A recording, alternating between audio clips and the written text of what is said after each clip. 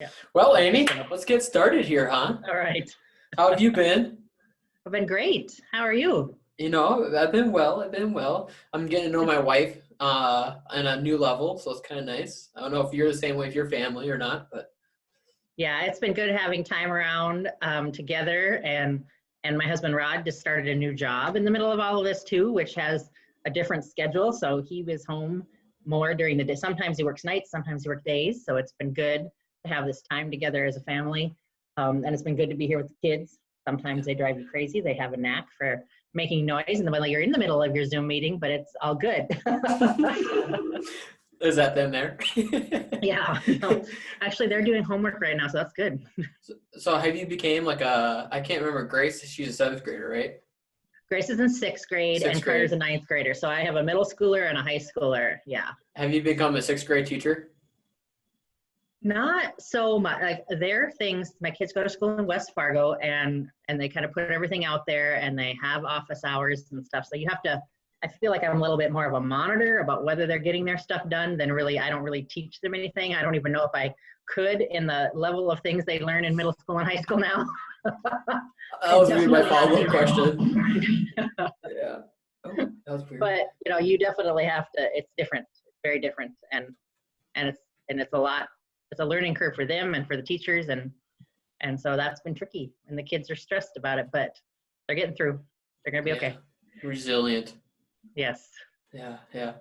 My first question for you today, though, I want the Atonement family to know what we've been up to and like what has been the learning curve of the COVID pandemic. And I feel like you've probably had one of the biggest learning curves with like volunteer studying what happens on online churches and what's the best way.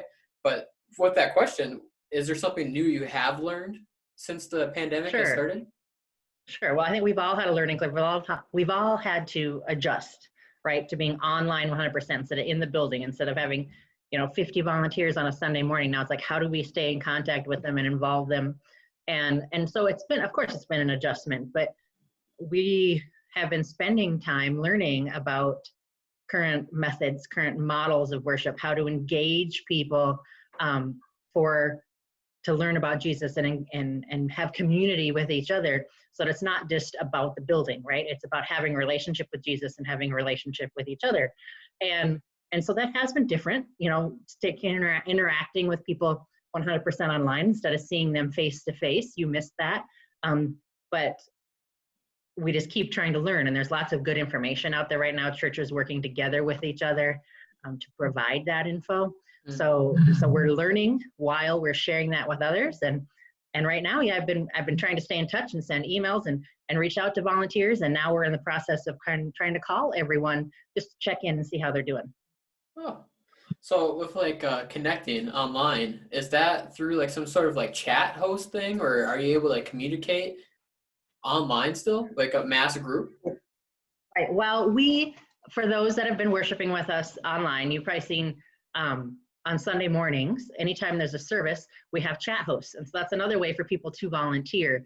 And they take turns just interacting right there in the service. We use a system called the Church Online platform, as well as we're using YouTube. And we're about to start using Facebook Live too, to broadcast our services live, as well as after the fact. And that's a great way for people, just like those volunteers we're serving on Sunday morning, welcoming people in the door and helping them find somewhere to sit as an usher or serving coffee, and the way we would visit with everyone and make them feel welcome, right? It wasn't just about the function of our job, it was about the way that everyone would feel. And we can still do that, and we are still doing that now with the chat host program available online, because it's still important to have interaction. Even though we physically can't see each other, we can't hug each other like we did, we still want to say hi to each other and welcome each other and make others feel comfortable, especially those that might be worshiping with us the first time and feel brave enough to comment something on chat.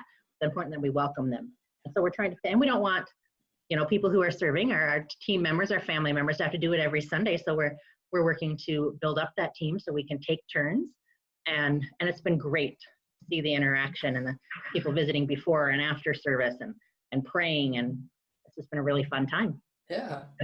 I gotta say, I'm really thankful for that, actually, the opportunity. Because when we go on as a family, Kelsey and I, or even my mother-in-law and my father-in-law, and they say hi or something like that, I mean, the instant reaction that you get from a host, it actually makes you feel like you're actually connecting into the service. You're not just watching something on your computer screen, your TV.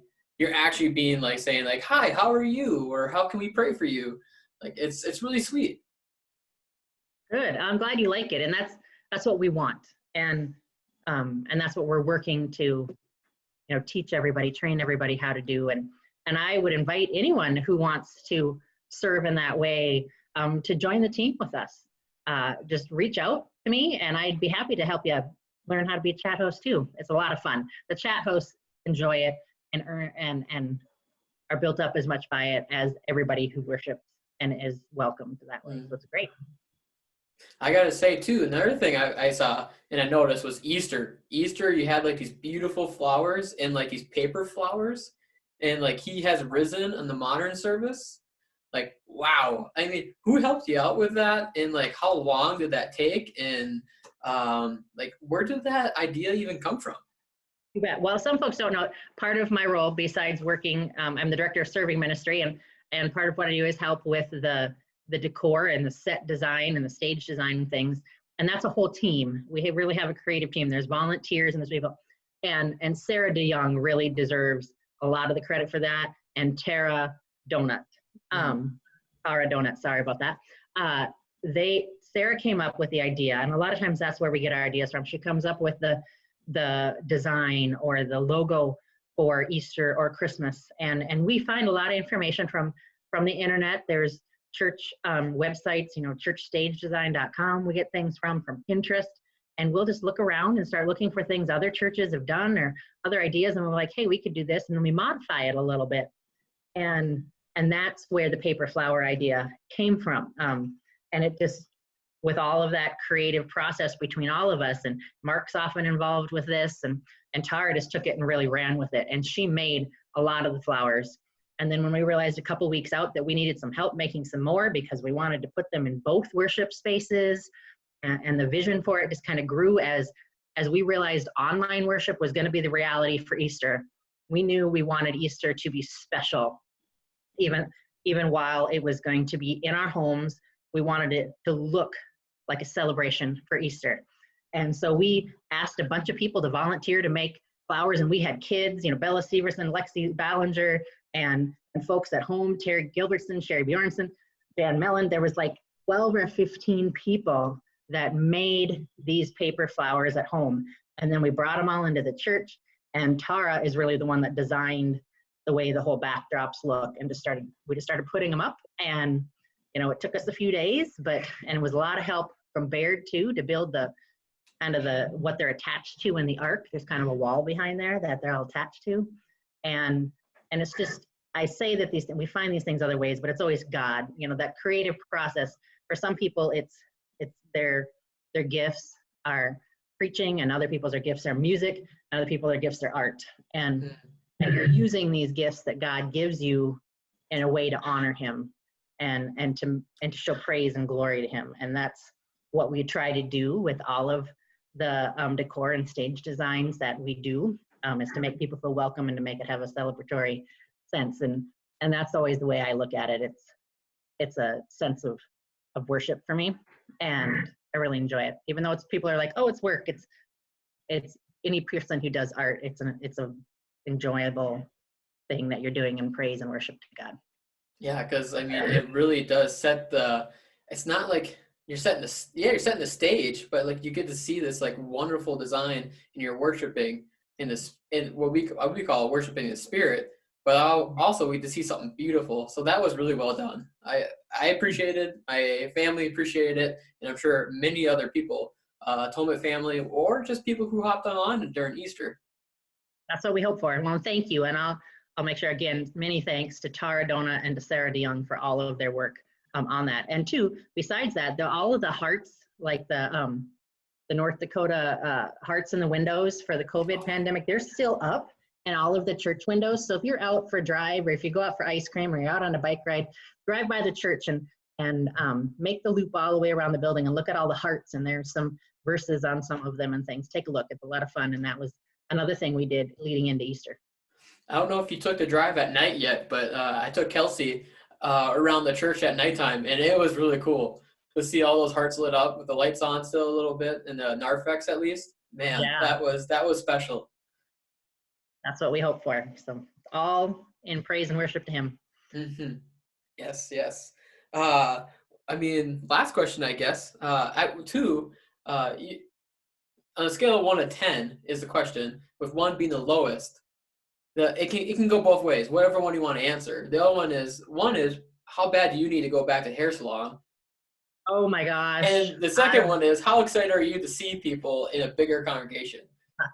Well, I think for both, I think it's probably a 7 or an 8. I for sure need to get my hair done. I got 2 colors going on here. My eyebrows are out of control. I needed a haircut before. Oh my gosh, don't look too close. Good thing we can sit back and wear glasses on screen, right? I will be looking very forward to going back to the hair salon. I know that seems very first world, but yeah, I refrain from doing it myself. I am hanging in there. I am in my bathroom, Amy, and so I have to get out here someday. I have this thing that I use for my beard when I used to have it. It's called a trimmer. Yep. Maybe you can put a guard on it and get after your eyebrows. No shaving the eyebrows off. There was a thing that, right? They said to keep you from going out during the pandemic, shave your eyebrows off so that nobody would. Oh no! We should maybe do that. I should probably do that. But as far as seeing our friends and family, I would love to be able to see everyone in person again as soon as we possibly can. Yeah. But we also want to protect each other, and we also want to do what's wise. Yep. Just, opening the economy is one thing. Gathering in large groups and making the vulnerable susceptible in worship is another thing, especially when we have the ability to continue to worship online and worship together at home. And maybe as time goes on, if we can't meet in large groups, maybe we can meet together in our homes, invite our life group over to our home and worship that way. So as much as I want to meet together, I want people to be safe. I want us to be able to do it securely. And I don't want us to have to worship in a large group of 200 people with everybody wearing masks and we can't stand next to one another. That's not what we want either. So, I want both. I want everything. I want us to be able to be back together, to be able to visit with one another, to sing, to praise. And until then, we're going to keep doing it in our homes, which is still very much praising the Father, still very much having communion live, and we're going to keep doing that, and we're going to keep loving our neighbor, loving God, and loving others. That's what we do. Amen to that. Well, thank you for joining us, Atonement family. Hopefully we can see you soon. We'll see you online. Guys, we'll see you soon. Miss ya. Love ya.